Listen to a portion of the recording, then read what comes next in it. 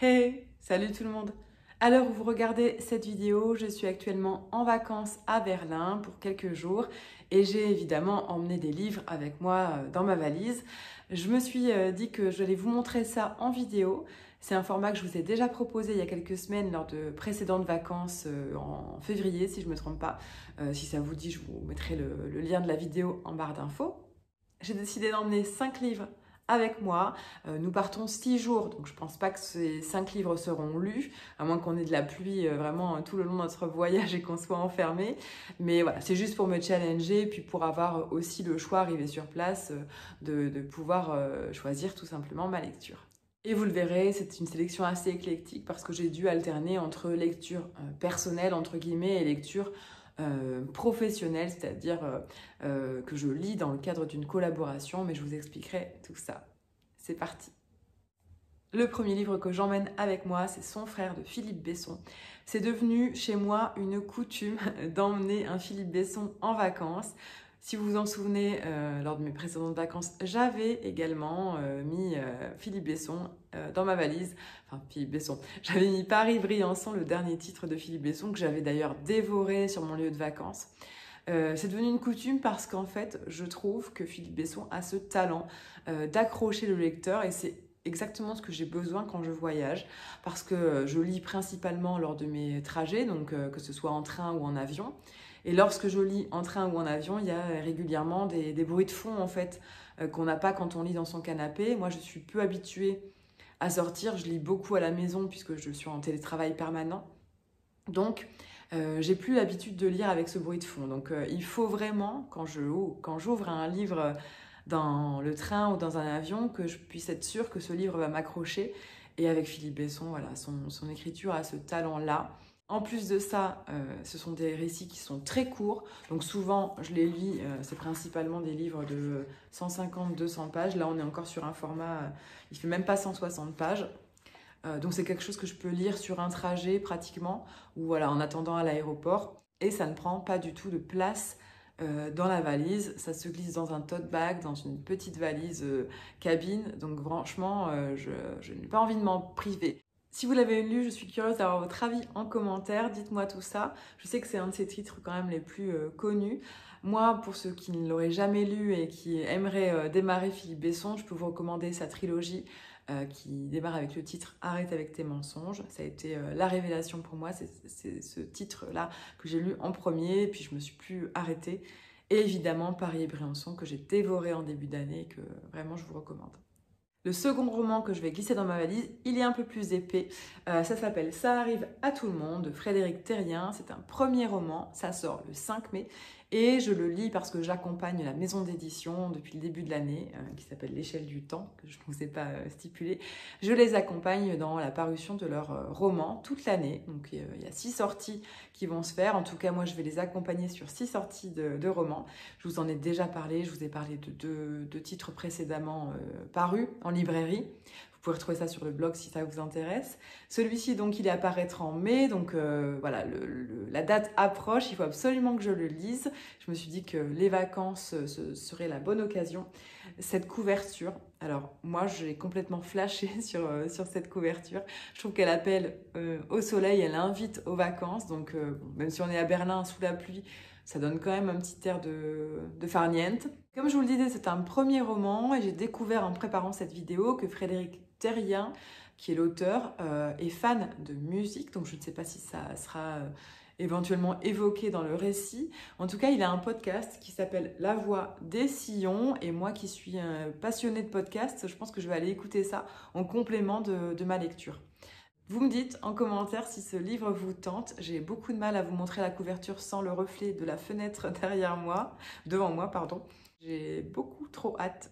Le livre suivant, je l'ai choisi pour son format ultra court. Il est plus petit qu'un format poche. Je vous en ai déjà parlé dans un vlog précédent. Je viens de l'acheter. Ça s'appelle Blackwater et c'est le tome 1 qui s'appelle La Crue. C'est signé Michael McDowell. Ça a été écrit au XXe siècle.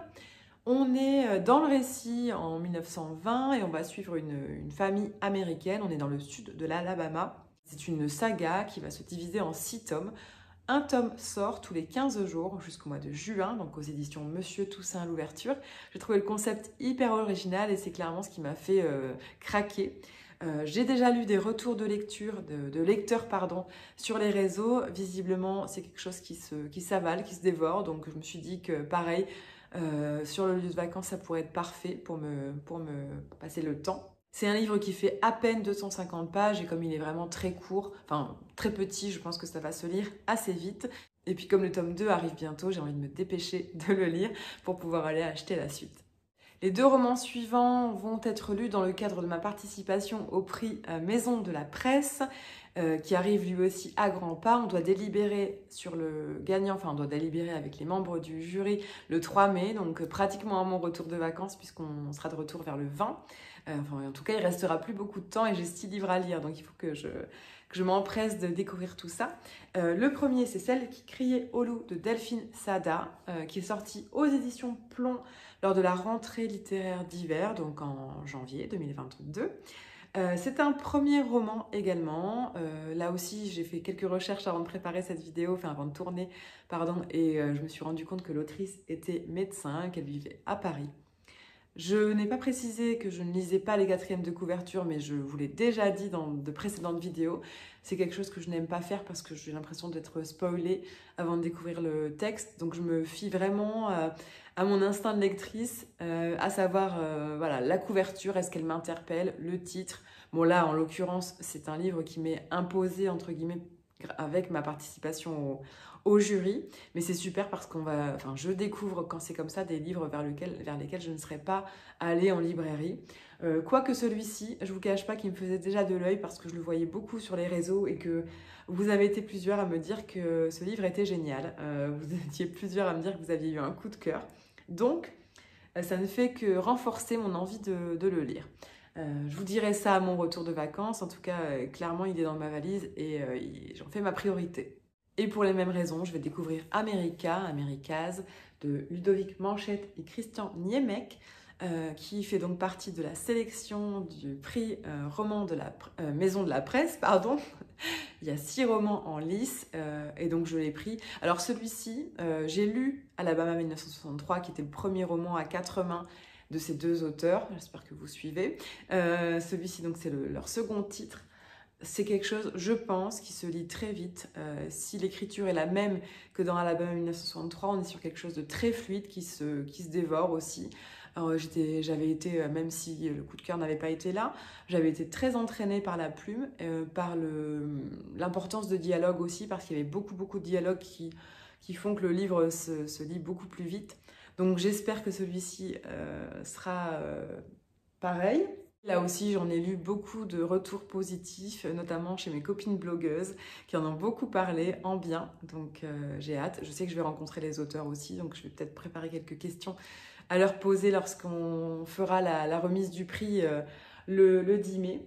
Mais voilà, bon là, on est également aux États-Unis. Je ne veux pas trop regarder la 4e de couverture, mais je pense que c'est un road trip, donc c'est parfait pour les vacances. Voilà pour ma palle de vacances. Donc on a 5 livres.